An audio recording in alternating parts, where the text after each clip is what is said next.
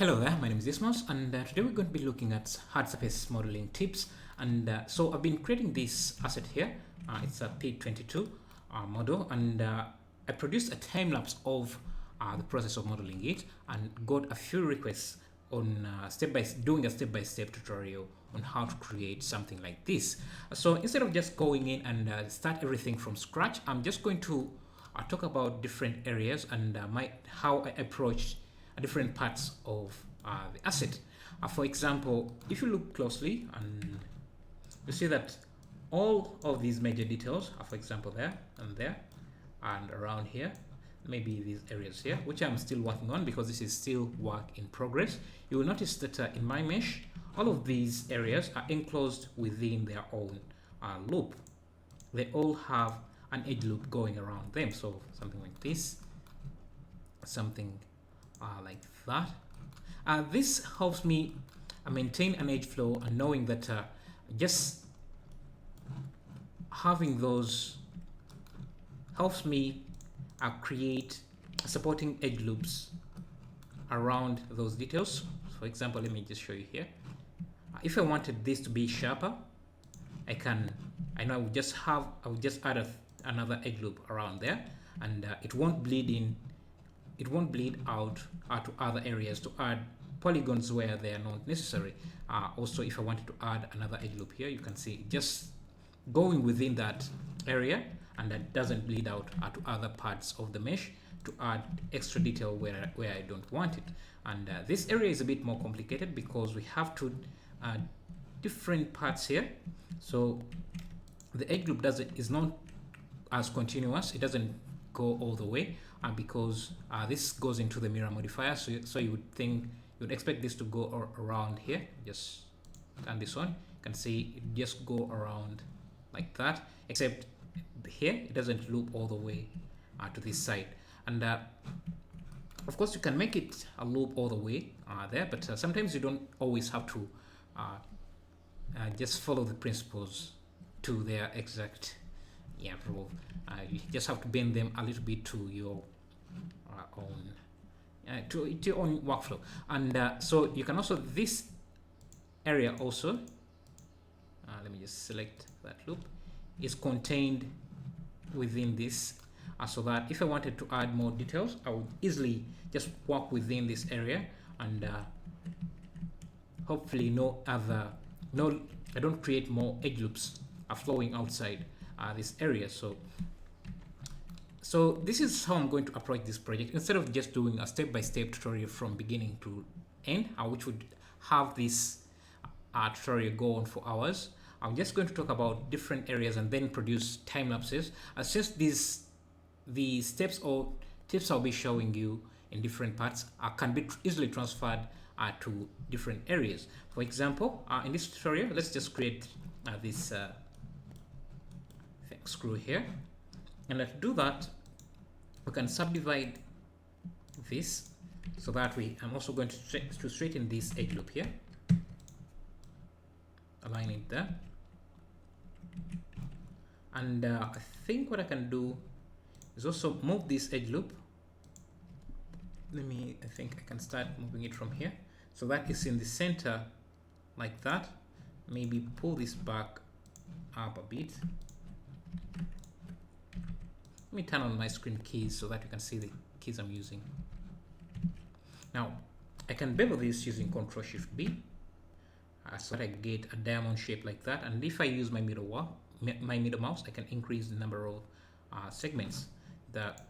Change the bevel profile to make it a bit more circular. And to make a perfect circle, you have to press F to fill it into an endgon, and use Shift-Alt-S and then press 1. Okay, then Shift-Alt-S. What am I doing wrong? Okay, you need to make sure that your pivot point is set to median point. I had mine set to active element. That's why it was doing that funny thing. But anyway, you can see now we have a perfect circle, but we have also introduced a lot of edges. So I want to show you something here. If I added a plane like this, let's say this is our shape. Maybe let me just use a cube because it's better shape than this. And I wanted to have a circle here. You can subdivide this a few times and just start scaling in the detail, and then maybe subdivide this further. Let's see, then maybe select these edge loops, use Alt Shift, you can see the shortcuts I'm using here, and turn it into a circle like that.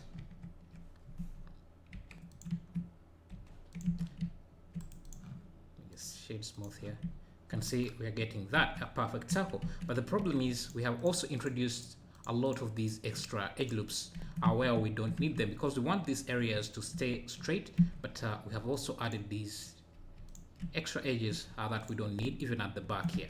So a simpler way to create this circle without a lot of endgons or triangles, we just duplicate or create another cube here and use that, would be to just again do what I've done here, just subdivide this a few times, use Ctrl Shift B, bevel that, make sure that profile is set to that, and then turn it into a circle. Now we also still have these edges here, but if we select these outside faces we have, insert those. Now we can start merging these. Actually, you don't even have to insert them. Just undo this.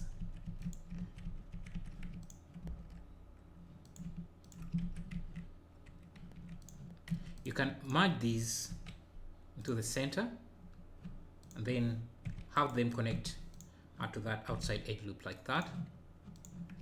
Merge this center, connect them to the outside. Merge these to the center, connect them to the outside, like so and like so.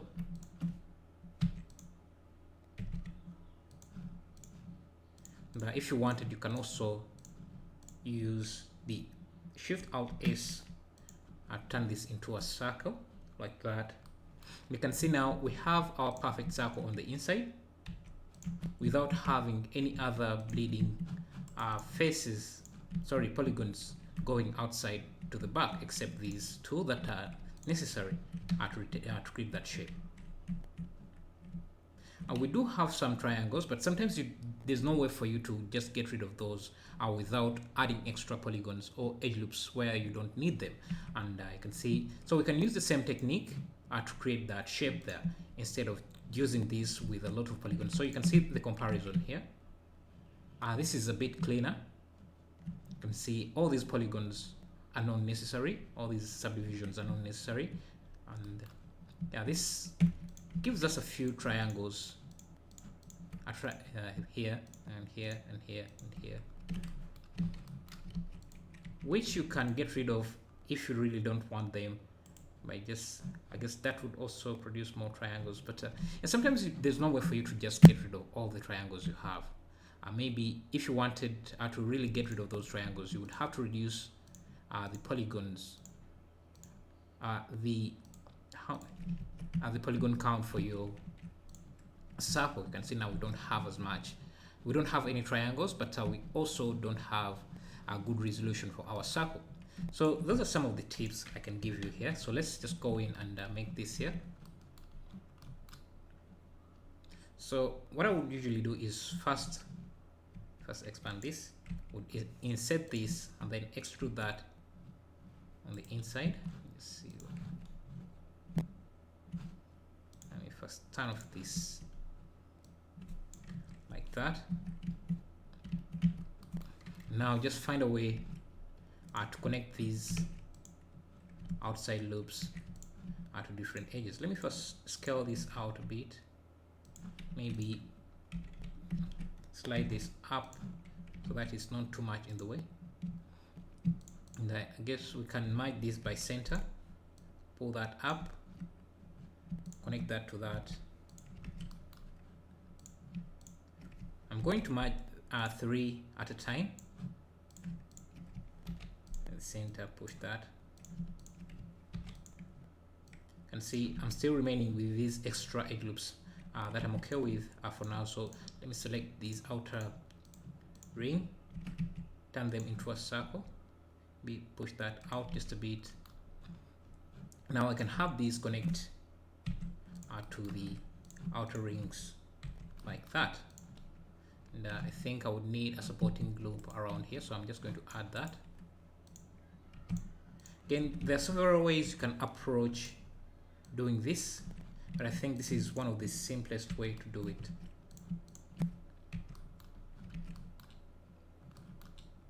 And you can see we have our circle with good resolution, and we just need to bevel this edge so that it can support that sharpness when we add the subdivision surface.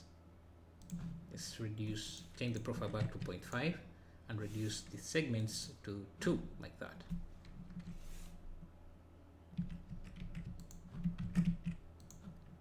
You can also just go back in and make sure that this circle is really a perfect circle like that. Now if you turn on the subdivision surface, you can see we have that looking like that. Now we also just need to bevel the inside there. Control Shift B, Control B to bevel the edge, and that should look as a perfect circle without adding too many edges. Now imagine if we use the same approach here by just subdividing different areas to have that resolution there. It would be quite a mess. That would be hard, really hard to which would be really hard to clean up. Now we can also add in this button. So I just sometimes an easier way to approach this for a mesh like this that doesn't have to be connected to the original mesh. You can just duplicate it. Now if I subdivided this even more than a few times and extruded these, I can use as much resolution I want on this because it's not connected to the original mesh. I don't have to worry about edge loops going in other directions where I don't need them. But we don't need that much resolution for this as well, so I'm just going to use this, but just duplicate it so that it's not connected to the original mesh. Pull that out just a bit. I'm just going to hide. Also just remove this back face since we are not going to see it. Now instead that I can see we have this here. I think I'm not sure. I can bevel this like this and select these faces because I still want to retain this circular shape, but these edge loops here, those 3 edge loops I've added, are going to make it a bit harder to retain that sharpness, that curve. So sometimes, and then pull this out. I think I can get rid of these here. Now just bevel. You can select this face, Control plus to increase the selection, then bevel this edge loop. But I also want to bevel it at the same time as I'm beveling this face. So Control B. So that I have these edges flowing like that. Now that should give us a nice, like that. Yeah, so that's how you would handle all these circles. Maybe in the next part we can look at how to create this here, but since I think this is not on the other side of the mesh, so we would have to first apply the mirror modifier so that it's not replicated on the other side. So yeah, thank you for watching. I'm going to continue working on this as a time lapse, and I'll upload that. And when I come to difficult areas like that, I can make a step-by-step tutorial explaining how I approach those areas. And I think for these shapes here, I would think he used a bump texture, but he didn't, because you can see these are protruding out at the from the silhouette there. So you could use a bump texture for those details, but if you want them to protrude out of the silhouette, you might have to. And if I looked, I think I had an image of, yeah, this here. You can see that his are not really extruded directly from the mesh. So my thinking is that instead of going in and maybe beveling this, which would kind of mess up the you would have to do a lot of cleaning up to do that. So what I think he did is just use a circle like this, maybe with a few vertices. So let's try maybe like 8. Scale it down. Okay, I have the mirror modifier with clipping turned on. That's why you see that I didn't get a perfect circle. So let's try again. Take this 90 degrees. So what I think is that these circles here are not connected to the original mesh. So what he's doing is just modeling them as separate from the original mesh and then just duplicating them around, which is a more efficient way of approaching this and making sure that they're aligned to the base mesh normals, which I think just not don't do that. The best way to approach that would be to, let's see, I think we can do that in the time lapse, because I need to figure out how he made them orient to the face direction. As you see, but if you just try to duplicate, let's see if I can undo this. If you just try to duplicate these around, then you would have to go in, move them, rotate them individually, and that could take a lot of time. I don't think he did it that way. I have a few ideas. I think he could have used something like a particle system to distribute them around, maybe using let me see.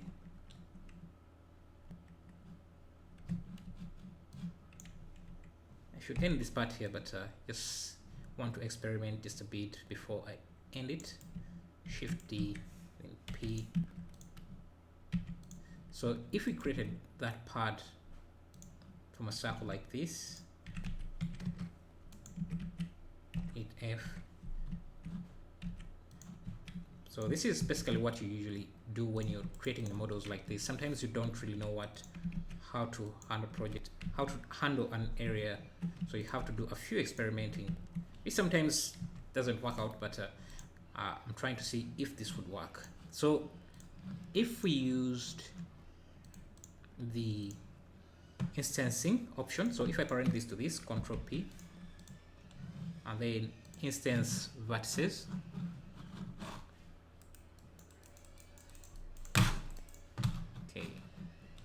okay, my mouse was not behaving nicely, but yeah, so just move these to position, scale it down like that, and align to vertex normals.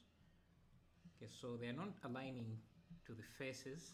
Let's see if we say faces. Okay, they're not. So let's just change this to none, and let's try a hair particle system. We are just trying to get this to align like that. Hair particle system. Let's change this to around 100 and change the render to object, and then select this. We could under rotation just have to change orientation. Let's try normal.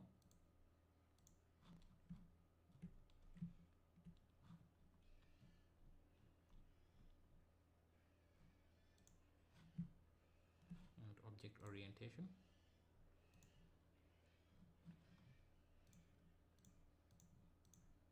Just have to, I want to get this to align not sure why they're not doing that.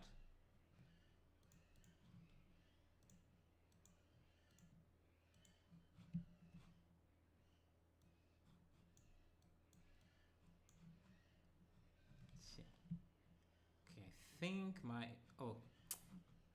there should be hair particles, not emitter particles.